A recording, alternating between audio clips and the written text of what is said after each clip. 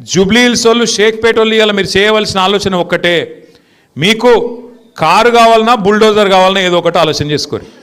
మీకు కారు కావాలంటే టీఆర్ఎస్ గెలవాలి, కేసీఆర్ గెలవాలి, గోపీనాథ్ భార్య మాగంటి సునీతమ్మ నిలబడ్డది, ఆమె గెలవాలి. ఇక మీ ఇంటికి బుల్డోజర్ రావాలి, హైడ్రా రావాలంటే మాత్రం పక్కా మీరేం చేయాలనో అది చేయండి. నేనేదో ఇది మిమ్మల్ని భయపెడతానికి చెప్తలేను, ఉన్న వాస్తవం చెప్తున్నా.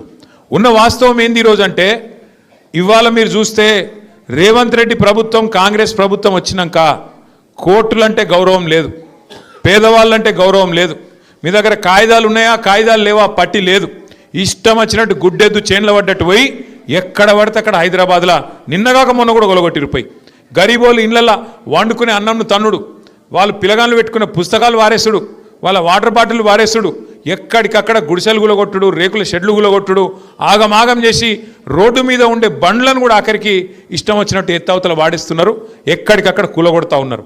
అందుకే నేను అంటున్నా, మీకు కారు కావన్నా బుల్డోజర్ కావన్నా ఆలోచించుకునే సమయం ఇవాళ జూబ్లీ హిల్స్ ప్రజలకు వచ్చింది.